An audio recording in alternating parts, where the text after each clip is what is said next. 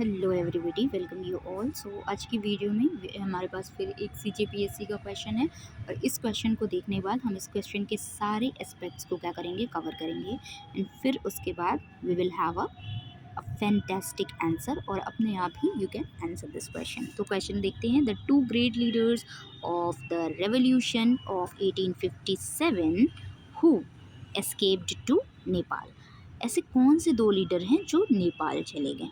ठीक है, तो कुछ लीडर ऐसे थे जो यूरोप गए, कुछ लीडर ऐसे थे जो यूएसए गए, ठीक है, कुछ लीडर ऐसे थे जो जर्मनी गए, कुछ ऐसे थे जो जापान गए, ठीक है, हालांकि ये यूरोप में ही आ जाएगा जर्मनी।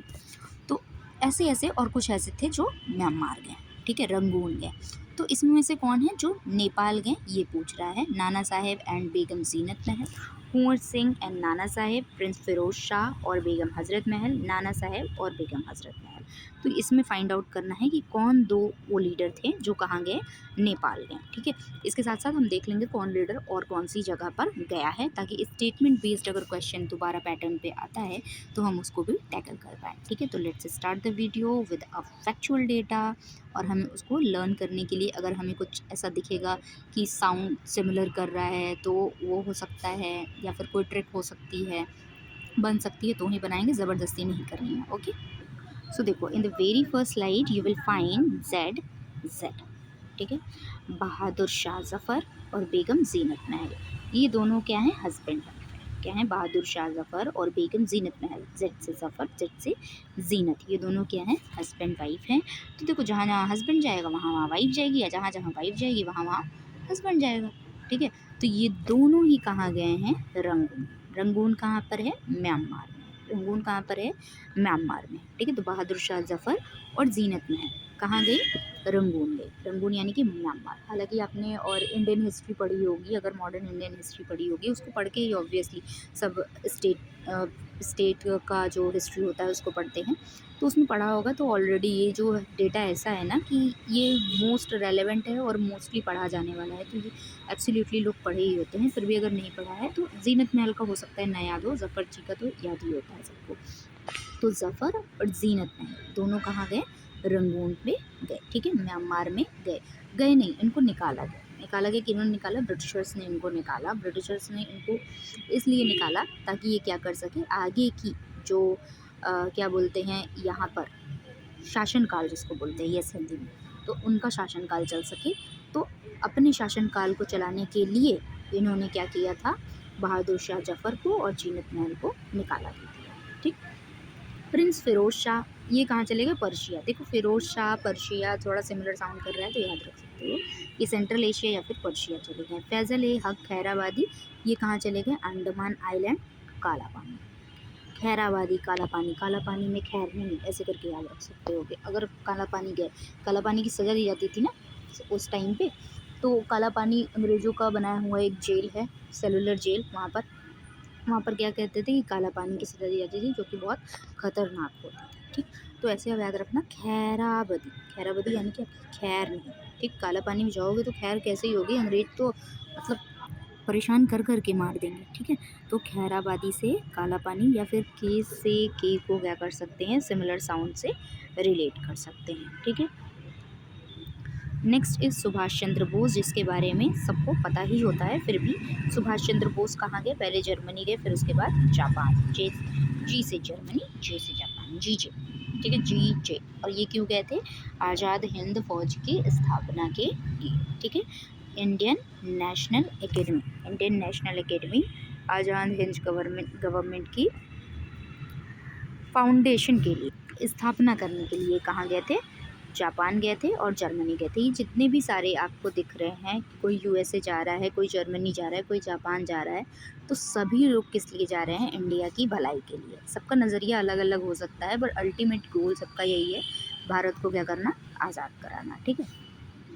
अब next important is madam Bhikaji Cama. Madam जो भीकाजी कामा थी, इनको मदर ऑफ इंडियन रेवोल्यूशन भी बोला जाता है। She lived in exile in France, ये कहाँ पे थी, भीकाजी कामा कहाँ पर थी, फ्रांस में थी, ठीक। द यूके, और यूके में भी थी, where she hosted the first version of the Indian flag in Germany in 1907। And that's the very important कि इन्होंने इंडियन फ्लैग जो था, जो इंडियन फ्लैग का फर्स्ट वर्जन था, जो जर्मनी में किसने फहराया था, वो पूछा जाता है बार बार कि इंडिया का झंडा विदेशों में फहराई जाने वाली पहली महिला कौन थी, पहली बार फहराया कहाँ गया। इस तरीके के क्वेश्चन जो होते हैं वो एग्ज़ाम में फ्रेम किए जाते हैं। तो याद रखना है वो जगह जर्मनी, और कौन थी, मैडम भीकाजी कामा। जर्मनी का नाम हमारे सामने 2 बार आ चुका है, एक सुभाष चंद्र बोस के थ्रू, एक भीकाजी कामा के थ्रू। ठीक है, भीकाजी कामा के थ्रू और सुभाष चंद्र बोस के थ्रू। अच्छा, इसको याद रखने में प्रॉब्लम आ रही है तो एक ये कर सकते हो कि मैडम भीकाजी जो कामा थी ना, वो बिजी थी जर्मनी में झंडा फहराने में। ठीक है, बी जी थी। ठीक है, बिजी अपनी वाली स्पेलिंग नहीं लिखना, मेरी वाली स्पेलिंग लिखना, बिजी थी। ठीक, वो झंडा फहराने में क्या थी, बिजी थी। झंडा फहराने में कौन बिजी था, भीकाजी कामा। तो बी से हो जाएगा भीकाजी कामा, जी से हो जाएगा Germany. Next important is Shyam ji Krishna Varma. ये जो श्याम जी कृष्ण वर्मा थे, इन्होंने किसका फाउंडेशन रखा है, इंडिया हाउस का। ठीक है, इंडिया हाउस का कहाँ पर, लंदन में। ठीक है, बाद में ये कहाँ गए, पेरिस गए, जिनेवा गए, और एंटी कॉलोनियल वर्क को इन्होंने क्या रखा, चालू रखा। ठीक है, देखो ये मल्टीपल जो जगह पे विजिट करने वाले ये सारे जो हैं आपके फ्रीडम फाइटर्स हैं। ठीक है, यहाँ पर आप देख रहे हो कि फ्रांस, यूके, और उसके बाद आपको जर्मनी मिल रहा है, लेकिन जर्मनी एक्सट्रीमली इम्पॉर्टेंट है, ये ज़्यादातर एग्जाम में पूछा जाता है। श्याम जी कृष्ण वर्मा में पेरिस, जिनेवा और लंदन देखने को मिलता है, जिसमें कि लंदन इज़ एक्सट्रीमली इम्पॉर्टेंट क्योंकि यहाँ पर क्या किया है, इंडिया हाउस की स्थापना करी है। तो ऐसे याद रखना, आप याद ऐसे रख सकते हो कि देखो लंदन डेयरी आती है ना, लंदन डेयरी सबने खाई होगी, है ना, टॉफ़ी आती है लंदन डेयरी की। तो आप ऐसा करके याद रखना कि जो लंदन डेयरी, डेयरी जो वर्ड है ये किससे रिलेटेड है, कृष्ण जी से रिलेटेड है ना। डेयरी, उनको मिल्क के प्रोडक्ट्स बहुत अच्छे लगते थे, माखन वगैरह बहुत अच्छा लगता था, तो डेयरी से ये याद रखना। तो लंदन डेयरी की स्थापना किसने करी है, श्याम जी कृष्ण वर्मा। और कहाँ, मतलब कृष्ण जी कहाँ रहते थे, इंडिया में ही रहते थे, है ना। तो इस तरीके से याद रखना है कि Shyam ji Krishna Varma founded India House in London. ठीक, या फिर श्याम जी कृष्ण वर्मा ने लंदन डेयरी के लिए बहुत सुंदर सा क्या बनवाया, हाउस बनवाया। ठीक, ऐसे करके भी याद रख सकते हैं। तो अल्टीमेट गोल इज़ याद रखना।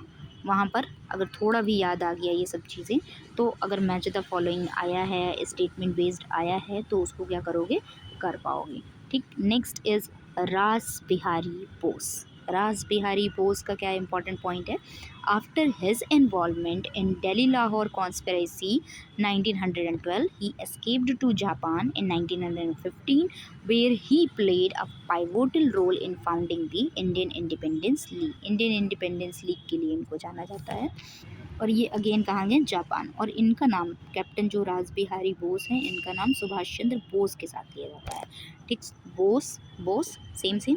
ठीक, और दोनों कहाँ गए, जापान। दोनों कहाँ गए, जापान। ये तो इजीली याद हो जाएगा, ये याद भी होगा बहुत सारे बच्चों को, जिनको नहीं याद है वो याद कर सकते हैं यहाँ से। लाला हरदयाल, लाला हरदयाल कहाँ है, यूनाइटेड स्टेट, यानी कि सैन फ्रांसिस्को जहाँ है यूनाइटेड स्टेट में, यूनाइटेड स्टेट में पड़ता है ना, सैन फ्रांसिस्को, लॉस एंजल्स, ये सब कुछ इम्पॉर्टेंट जगहों के नाम है यूएसए में जो पता होना चाहिए। एंड यूरोप, ये भी कहाँ गए हैं, यूएस भी गए हैं और यूरोप भी गए हैं, पर यूएस जो गए हैं ये इंपॉर्टेंट पॉइंट है उनका, सैन फ्रांसिस्को। ठीक है, लाला हरदयाल कहाँ गए, यूएस गए। दूसरे कौन से इंपॉर्टेंट है, विनायक दामोदर सावरकर। अच्छा, उनको देखने से पहले इनको थोड़ा सा याद रखने का देखते हैं कि हर दयालु आदमी, हर दयाल हो जाएगा, हर दयालु आदमी क्या होता है, संत होता है, सैन फ्रांसिस्को, संत से याद रखना। ठीक है, हर दयालु आदमी क्या होता है, संत होता है। सैन फ्रांसिस्को कहाँ हो जाएगा, लाला हरदयाल के लिए। या फिर ऐसे याद रख सकते हैं कि हर दयालु आदमी जो होता है वो सबको जोड़े रखना चाहता है, यूनाइटेड रखना चाहता है, यूनिटी बना के रखना चाहता है। तो हर दयालु आदमी यूनाइटेड स्टेट, यानी कि लाला हरदयाल यूनाइटेड स्टेट, ऐसे याद रख सकते हैं। वी.डी. सावरकर, ये इनको अरेस्ट किया गया है लंदन में, लेकिन इनको अगेन कहाँ भेजा गया है, cellular jail, Andaman and Nicobar में। अब थोड़ा सा यहाँ पे अपनी ज्योग्राफी की नॉलेज को एनहांस करो। दामोदर नदी, ठीक है, मान लो ये दामोदर नदी है, ये कहाँ गिरती है, ईस्ट इंडिया की नदी है ना। तो ये क्या करना है, दामोदर नदी कहाँ गिरती है, इधर बंगाल की खाड़ी में। बंगाल की खाड़ी में क्या है, अंडमान निकोबार, या फिर मान लो अंडमान निकोबार की तरफ जाती है। तो वीडी सावरकर से अंडमान आइलैंड हो जाएगा, ये याद रखना है। वीडी सावरकर किधर, अंडमान आइलैंड। हालांकि ये भी याद रहता है, वीडी सावरकर हो गए, सुभाष चंद्र बोस हो गए, रास बिहारी बोस हो गए, और ये बहादुर शाह जफर हो गए। ये सब चीज़ें जो होती हैं ये थोड़ा थोड़ा ऐसा होता है कि आप सबको याद होता है। फिर भी इसके अलावा जो है, जो याद रखने में प्रॉब्लम होती है, उसके लिए मेरे से जो बन सकता था मैंने बनाया। If you know something different and easy तो उसको आप ज़रूर से शेयर करना, ठीक है। तब तक के लिए आप इसको क्या करना, थोड़ा सा रिवाइज़ कर लेना, 1-2 बार देख लेना, एक बार ट्रिक को बिना देखे, कभी कहीं कुछ काम कर रहे हो तो एक बार रिकॉल कर लेना, ठीक है। 1-2 बार रिकॉल करने के बाद वो अपने आप ही दिमाग में फील हो जाएगी, फिर ट्रिक की ज़रूरत भी नहीं पड़ेगी। अब यहाँ पर आ जाते हैं हम अपने आंसर की ओर। कौन से 2 ग्रेट लीडर थे जो कि नेपाल चले गए थे, ठीक। नाना साहेब, बेगम जीनत महल। देखो जीनत महल जेड से था, जेड से ये किसकी वाइफ थी, फिरोज बहादुर शाह जफ़र की, जेड से, है ना, जेड से बहादुर शाह जफ़र, जफ़र की वाइफ जीनत, ठीक है। जफ़र जीनत, जफ़र जीनत, एक वेडिंग कार्ड बना लेना, जफ़र वेड्स जीनत ऐसे करके लिख लेना, उससे याद रहेगा, ठीक है। तो जीनत महल जो थी वो जफ़र जी की वाइफ थी, और ये कहाँ गए थे दोनों लोग, रंगून। कहाँ गए थे, रंगून, यानी कि म्यांमार, म्यांमार होता है, ठीक है। तो म्यांमार गए थे, तो इसलिए ये वाला ऑप्शन तो सही नहीं होने वाला है। अब दूसरे ऑप्शन की ओर आते हैं, कुंवर सिंह और नाना साहेब, प्रिंस फिरोज शाह और बेगम हजरत महल। प्रिंस फिरोज शाह जो थे वो कहाँ गए थे, वो गए थे सेंट्रल एशिया। सेंट्रल एशिया में भी कहाँ, पर्शिया में। कहाँ पर, पर्शिया, मैंने बताया था पर्शिया, फिरोज शाह। तो ये भी क्या होने वाला है, आंसर नहीं होने वाला है। कौन कौन सा कट गया, पहला कट गया, ठीक है, और तीसरा कट गया, ठीक। अब बचा नाना साहेब एंड बेगम हजरत महल, कुंवर सिंह एंड नाना साहेब। अच्छा, बिफोर हैविंग एन आंसर, सबसे पहले एक और चीज़ मैं बताना चाहती हूँ कि आंसर अगर आपको मान लो कुछ कंफ्यूजिंग लग रहा है, या फिर कभी कभी होता है ना, एक ट्रिक बता रही हूँ जिससे कि आप पहचान आंसर के करीब पहुँच सकते हो, कि जो आंसर होने वाला होता है ना वो कंफ्यूज करने की कोशिश करता है एग्जामिनर, ठीक है। तो इस तरीके से आपके जो चांसेस होते हैं आंसर लगाने के वो 50-50 हो जाते हैं, ठीक है। मोस्ट ऑफ द टाइम ये चीज़ें काम करती हैं, मोस्ट ऑफ द टाइम हमसे, ठीक। देखो जैसे यहाँ पर देखोगे 2 बार आपको नाना साहेब देखने को मिलेगा, नाना साहेब, ठीक। 2 बार नहीं, इनफैक्ट 3 बार आपको नाना साहेब देखने को मिलेगा, 3 बार नाना साहेब देखने को मिला। और बेगम हजरत महल 2 बार देखने को मिला, ठीक। 2 बार देखने को मिला बेगम हजरत महल, 3 बार देखने को मिला नाना साहेब। इस तरीके से जो चीज़ें ज़्यादा बार देखने को मिलती हैं ना आंसर में, प्रोबेबली आई एम सेइंग कि वो ही आंसर आपका होता है, ठीक है। यहाँ पर देख लो, जैसे कि ये ट्रिक एकदम एब्सोल्युटली काम कर रही है। नाना साहेब ज़्यादा बार देखने को मिल रहे हैं, बेगम हजरत महल भी ज़्यादा बार देखने को मिली आपको, तो नाना साहेब और बेगम हजरत महल, और इसका आंसर भी यही है, ठीक है। तो most of the time I am saying कि कभी कभी क्या होता है ना, आप जो सबसे ऑड होता है 1 2 3 4 में आप सबसे ऑड वाला चूज़ करते हो, तो ये बहुत ही मतलब रेयर होता है कि सबसे ऑड वाला सही हो। ज़्यादातर जो होते हैं दो जो आंसर होते हैं वो आसपास के होते हैं, कि स्टेटमेंट में या फिर दोनों में अगर 2-4 नाम दिए हुए हैं तो 2 कॉमन यहाँ देखने को मिलेगा। या फिर अगर क्वेश्चन ऐसे आया है